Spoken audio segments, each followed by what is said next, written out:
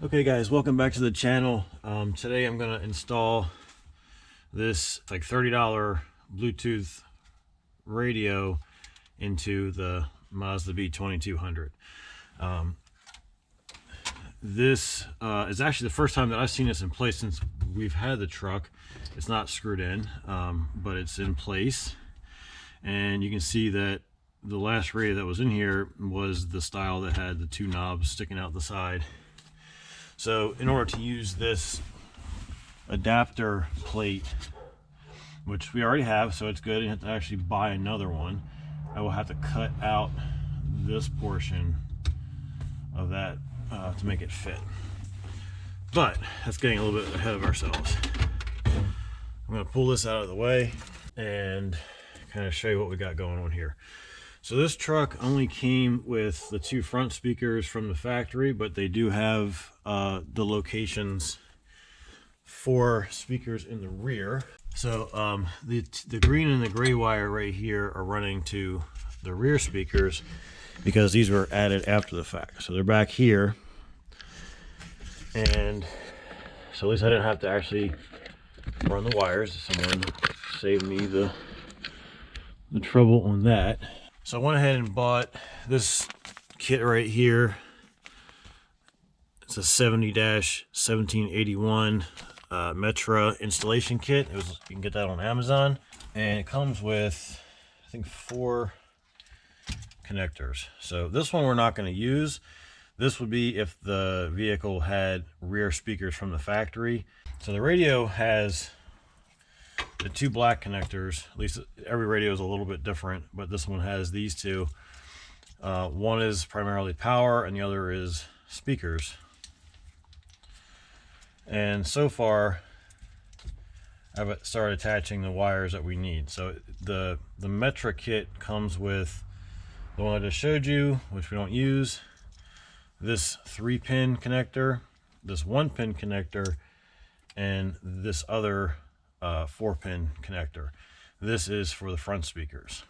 So I connected, it's all pretty much the same colors so far, the gray, the white, and then these here will get connected to these wires right here. On this one, the single wire is the yellow wire, which I believe is constant. Yeah, it's labeled constant 12 volts. So this is the memory on your radio.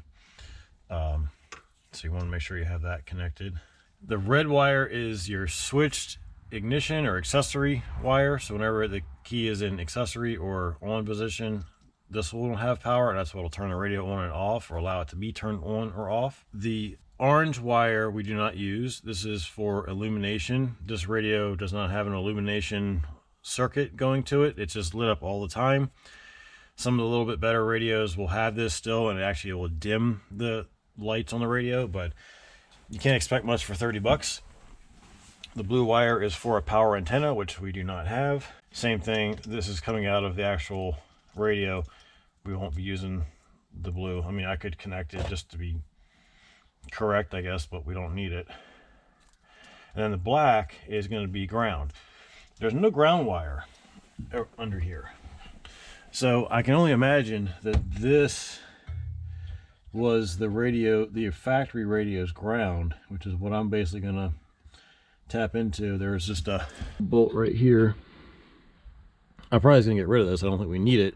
I think this was just screwed into the factory radio, and that's how it got its ground. So I'm just going to take this screw out, put an eyelet through there with a wire, and then connect that as the ground. So that's the way we're going to do that. And then we're just going to connect up all of the other speaker wires. Everything else is pretty much already connected. All right, so I'm going to go ahead and take this out. It is at kind of an angle, so I had to use a swivel. So what I did was I took a black wire, put it on. This is all I could find, was this little U shape.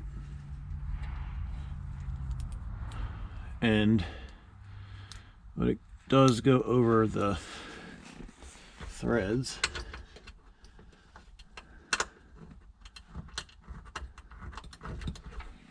I didn't have any, you know, if you have something that's a little bit bigger, that's a circle, that would be easier. Or an eyelet, whatever you want to call it. But I didn't have that.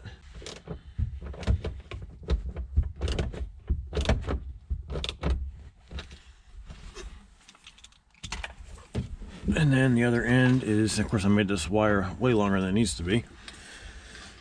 It's soldered into the ground. I should be able to get this to come on. So connect these guys up to the 4-pin into the 4-pin, 3-pin into 3-pin. And I'll figure out, I could just depin the other two, but I probably won't. I'll probably just tape them up. And then single to single.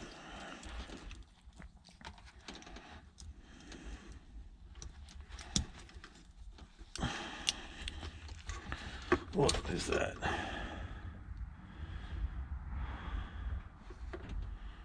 Is that not what that's supposed to do?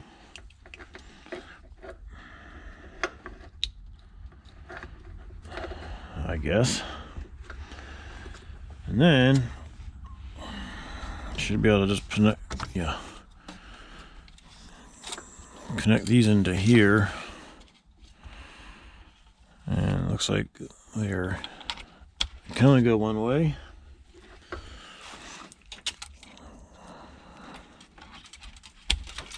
It used to be whenever you would connect up a radio for the first time, even if it was off, you would hear it make some noise, like the CD drive or something would make some kind of noise. But this one doesn't have a CD drive. Peel that off.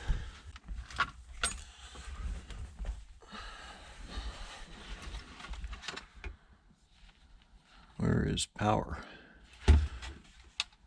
There it goes. Oh yeah. And we have static. There is an antenna here somewhere. Oh, right here. Put our antenna in. And let's see, where's tuning? Charge, and Gemma just does not have the tools to know to do that. Doesn't feel like she has the access. The right speaker here. This really from the left deep side. connection. But anyway, right? Totally. One of the things power's she says up and about it Megan works. is that when she looks at me, it feels like I'm the only. Hold it in and turn it off. So I got to figure out why the left side doesn't work, but that may or may not be. I don't think it's any wiring that I just did. I think maybe just that speaker isn't wired up properly or something. But one other thing I want to show you, a trick that I learned at some point along the way. Maybe you already know it. If you do, more power to you. But you can take a AA battery and connect it to a speaker wire.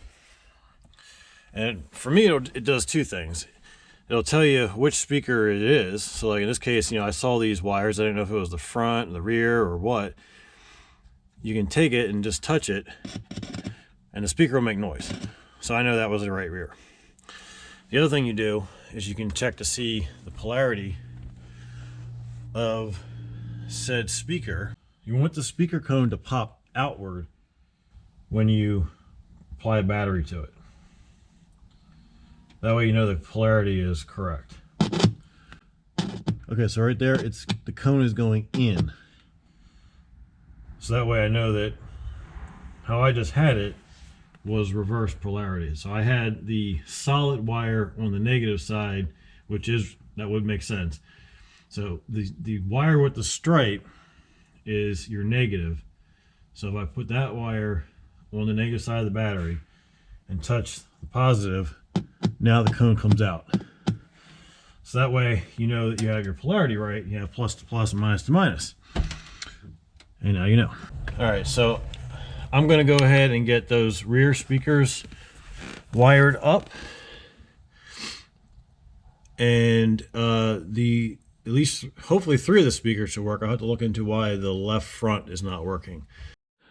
All right, so I got it all wired up and I turned it on, found the first song that came through on the radio, and it was Pickup Man by Joe Diffie. I couldn't make this up. There's no way I'd ever think about playing that over Bluetooth or something, you know? So like that was pretty cool. I had to tighten up the terminals on the left speaker to get it to work. And so now all 4 speakers are working. Of course, you know, I thought maybe they were color coded when the guy ran the wires to the rear. But no, the green wire is for the right. And of course the other side was gray anyway, it didn't matter. So the gray wire is going into the green for left rear. Right rear is going into the purple. And then it's the black and the gray for the front. I forget exactly which is which. These speakers are Road Gear. So I'm not sure if they still sell those at Walmart, but I'm pretty sure I remember back, I don't know, probably 20 years ago, that was like the Walmart brand speaker. So these, even though they actually really do look very new, they may not be. They may have been put in a long time ago. But we got it working. Now I just have to get that inside of that. All right, so basically you just need to make this piece, which I just slid off the radio. This is what actually slides, the radio slides into this. So you just need to make this fit in here, which it actually does by itself, like that. And you just bend these little tabs down wherever you can, and that fits in there pretty good. I was thinking I was going to be able just to like cut out this little bit right here, but it actually, that's, you know, the radio itself is wider than that. If I put this on there, it goes all the way to the very edge. So what I think I'll do is just cut this whole thing in half right at this line and just go all the way over. It'll still screw in at the bottom. At least just cover up, you know, the bottom so there's not just a gaping hole right there. Not that this is going to look particularly good, but we have this already and we can make it work for now. If we want to make a better panel later on. I mean, he could have actually put a whole doubled in, you know, screen in here,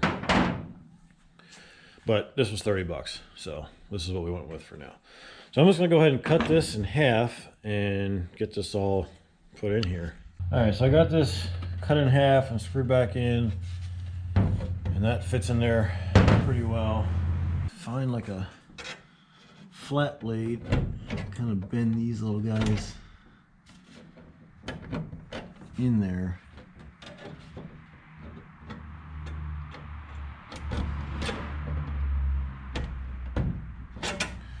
And I just hope that the top lip of the frame on the radio clears this.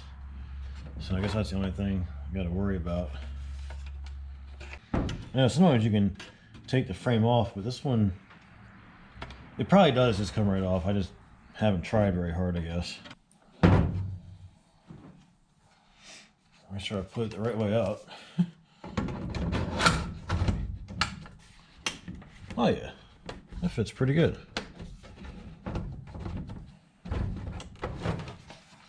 We got to click in.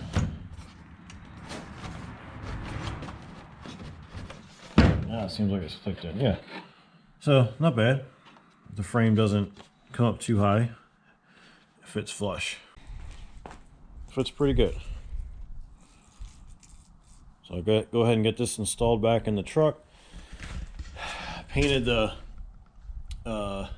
fuel release handle thing there. I mean, I touched up the other side. There was a lot of rust around the seat tracks. So the seat's just laying in there right now. It's not bolted in. I may just pull it back out and just touch those